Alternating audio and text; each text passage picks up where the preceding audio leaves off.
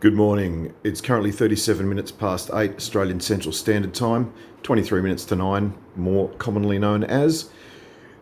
It's going to get up to 37 degrees today here in Darwin, a minimum of 27. Guessing the humidity is running at about 70%. Partly cloudy and negligible chance of rain, but as you'll see in a second, there's a lot of cloud around. It's Bill Quinn from Overheard Productions and a whole bunch of other things. I'll just mention briefly, that word, that I'm a proud sponsor of Darwin Fringe Festival 2021 version 2.0, which started yesterday, continues today, Saturday the 30th of October, and then concludes tomorrow, Sunday the 31st of October. And then I guess there'll still be some pack down on Monday the 1st of November. I'm also a proud sponsor of two programs on 8CCC radio. That's 102.1 FM, 8CCC radio, community radio even, in Alice Springs and Tennant Creek. And you can find all their programs in glorious stereo on your device at 8CCC.com.au, and you can also listen to the programs on demand. Two programs in particular that I'm sponsoring. One is called Dead Parrot Society. I was about to say I just mentioned Monty Python, but that was in the first take of this. This is take two.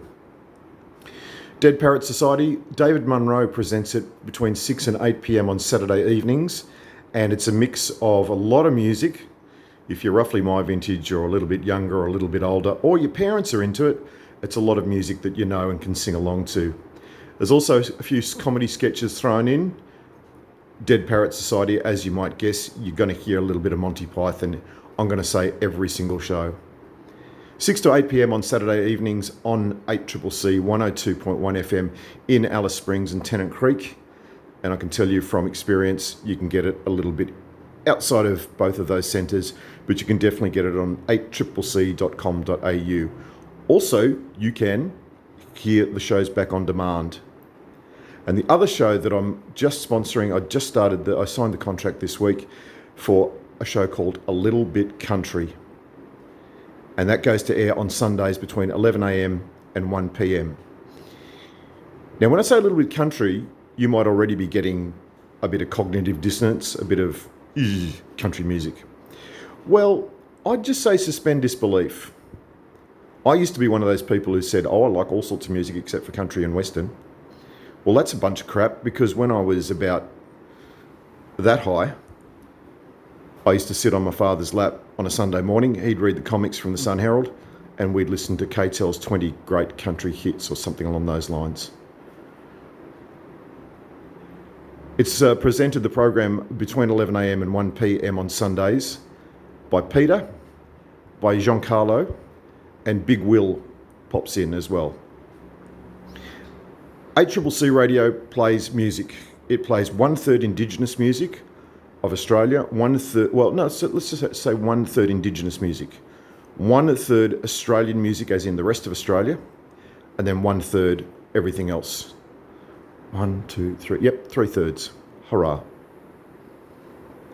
And again, you can hear that show on 8CCC.com.au and on demand afterwards. You can go there right now. You could stop watching this and you can go to 8CCC.com.au and you can click on A Little Bit Country and you can hear last Sunday's program. That would be Sunday the 24th of October. I listened to it live. Listened to it live in the campgrounds at the Gap View Hotel in the Gap, in the site of the East McDonnell Ranges, the Gap and the West McDonnell Ranges, and those are in the lands of the Western Aranda, the Eastern Aranda, and the Central Aranda people of that part of the world, which we'll call Centralia. And at this juncture, I will pay my respects. I do not do Welcome to Country. That is not my remit. I'm not allowed to do that, and I don't do it. But I do acknowledge the traditional custodians of all the lands, and I've been to many, many, many. Born on Ngunnawal, spent a lot of time in Garigal, Awabakal, and definitely here in Larrakia country. And I pay respects to the traditional custodians, past, present, emerging and future. Darwin Fringe Festival, I'm going to leap back into it today, but I'm going to do it a little bit more slowly and more prepared than yesterday, because I had a lot of fun up until about 5 p.m, maybe a little bit later, racing around doing all sorts of things, so that by the time I got to the acknowledgement of country and the welcome to country by the fantastic Auntie June Mills, I was already starting to wilt, and liquid was pouring out of my forehead, out of my back. I was a bit of a hot, sweaty mess. And I still felt good until I was in one of the fringe shows last night at around about 8 o'clock, 8 p.m. I started to really wilt. And in the end, I had to leave the show at halftime and cancel out of the next show, which I was going to see that evening at 9:45. There was no way. I was tucked up in bed by then. So, what was the point of the story? All of that, I'm sure there was a point that I had, but that'll do for now. There's the partly cloudy. This is Larrakia country. And this is Darwin, sometimes known as Garamilla. Not a lot of people call it Garamilla, but over there is Garamilla Boulevard. And that runs down, joins Tiger Brennan Drive, heads out towards Palmerston, and then you can join up with the Stewart Highway, which is further over there. See that building in the middle, in the background? The tall one? That is, as far as I can, yep, that's pretty much on the corner of Salonika Street and Stewart Highway, I believe. I haven't got my glasses on, taking it on trust. That's the Stewart Highway, so pretty much about there, at the end of this street, McMinn Street, and a bit further up, the Stewart Highway goes all the way to Adelaide. And I've done about 5,000 kilometres on it so far in my lifetime.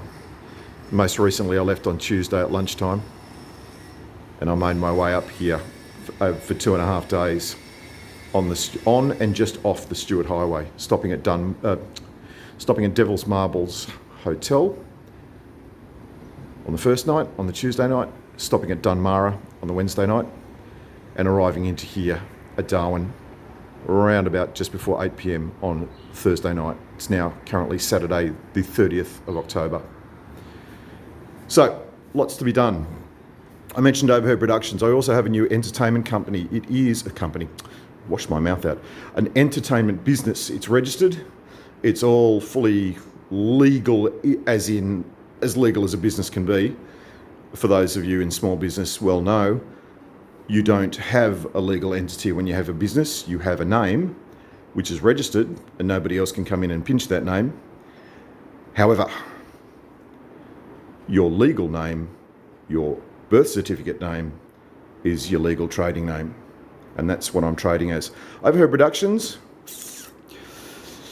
Yeah, I got some work to do on Overheard Productions, and then we'll be back live. And I've got 3 others that are coming into life. One's an old one that I've had since 2015. You can look at it now. It's called Peripatetic Communications. And then there's 2 others that don't have a business status yet, but they are going to come into life very shortly. They could have come into life weeks ago. Here's the point I was going to make. I was going to spend yesterday doing a lot of uploading, because this device I'm using is almost chockers full of content. That's 128 gigs, not including the software and the operating system and the apps and so forth. That one is redlining at the moment, so I've got to get some content off it. I've got a lot of things that I've been meaning to do for people. I'll mention one name. Barry Skipsey is a singer-songwriter and a photographer from Alice Springs, and I interviewed him back in June. Now, he's fairly relaxed and comfortable with the fact that his interview will get up when it gets up.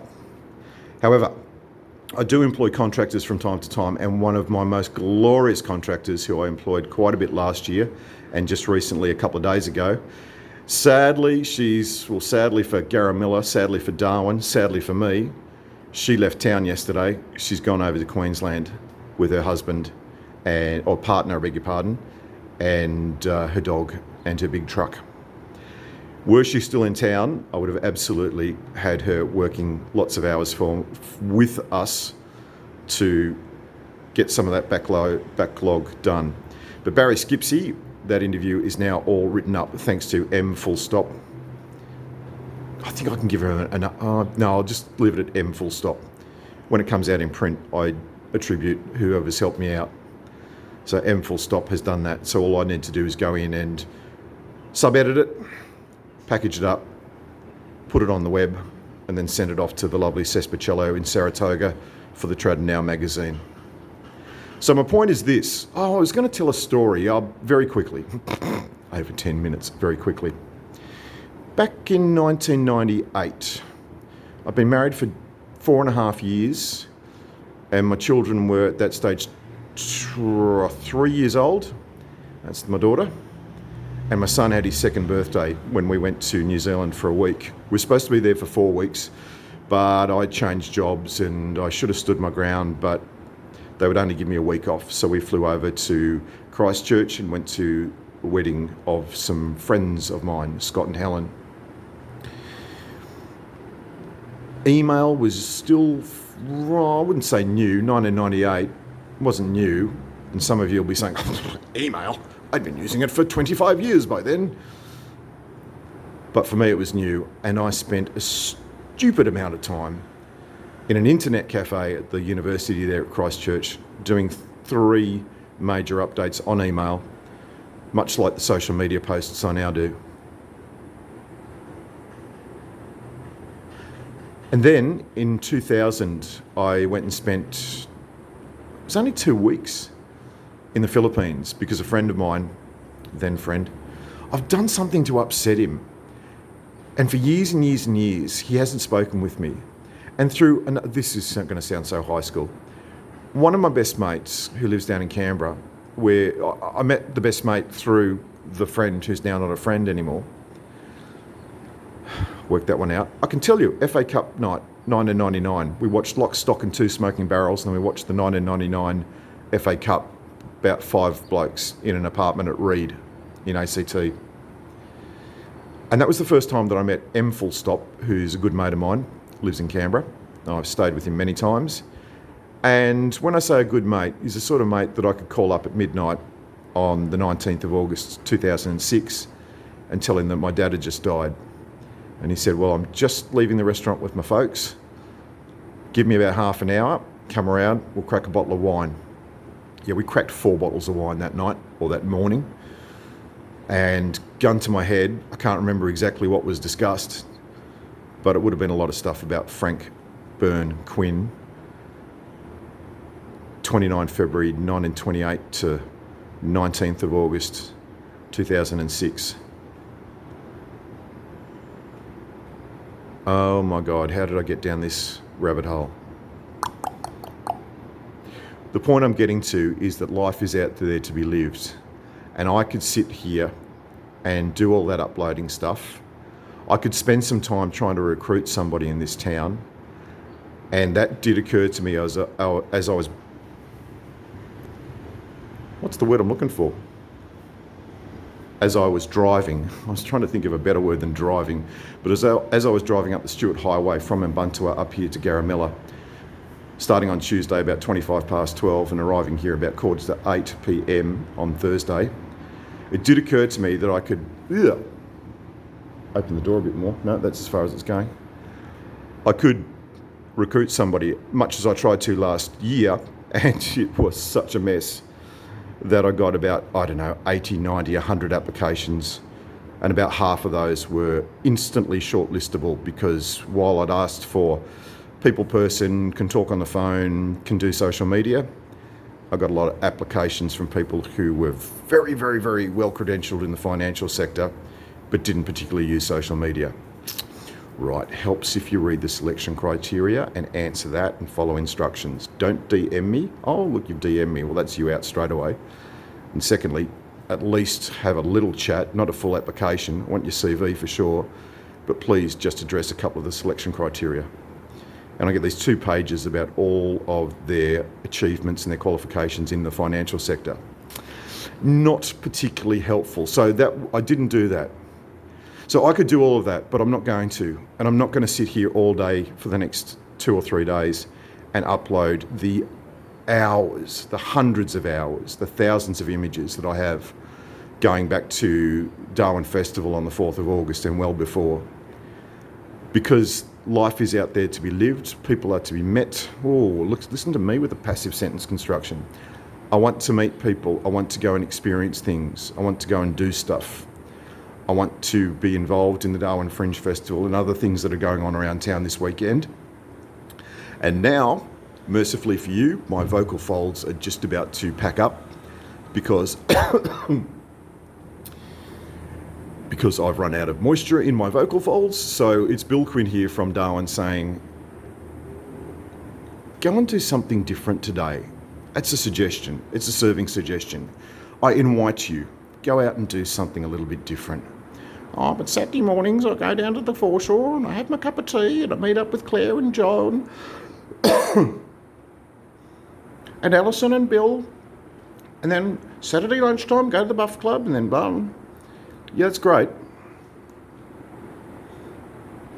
But don't get me started on what routine gives you. Don't get me started on the security issues that routine gives you.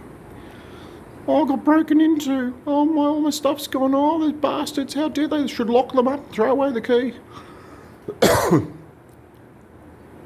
Yeah, but you leave at the same time every day. You come back at the same time every day.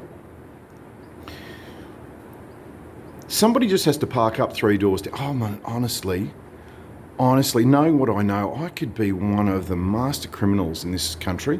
I really could. Luckily, I'm a sweetheart. But, okay, my invitation is turn the telly off, put the device down, step outside, walk to the shops a different way. St Ives, 2018. I stayed there for 5 weeks. I drove and walked to the shops many, many times. When I walked, I took a whippet. When I drove, sometimes I took the whippet as well. Or I'd drive up there on my own, possibly with my teddy bear. Where's he? Ted? Oh, I know. He's in the bag because he went out with me last night. Never, ever, ever. It was only 700, 800 metres. I never, ever went the same way twice.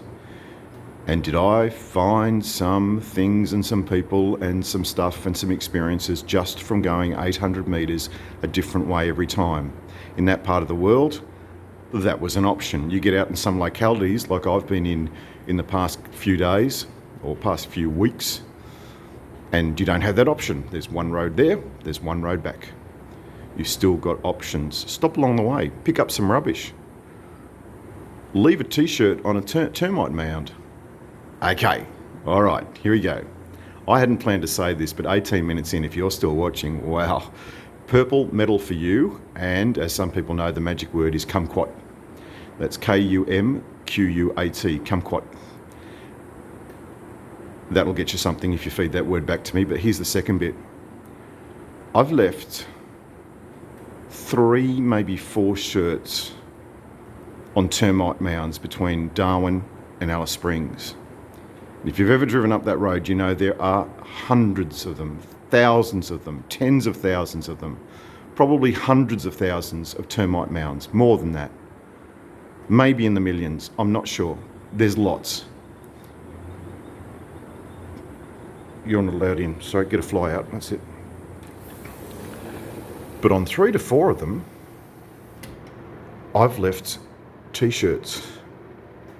And if you scroll back through my social media, you might be able to find out roughly where they are and roughly what they look like. I believe it's 4 because in 3 of them, I've left a golden ticket. In 3 of those shirts, I've left a golden ticket. And I'm going to leave them there probably for throughout November. Yep, because I've got some commitments down in Ubuntu until the end of November. So if you can get to them before I do on the 1st of December, and nobody else has gotten to them, you can take the golden ticket and it's yours. It's Bill Quinn from Darwin. As the clouds rush overhead and the pool and the breakfast cafe are saying, time, can you get your bottom down here from the the 36th floor down to the 3rd. I'll see you later. Bye now.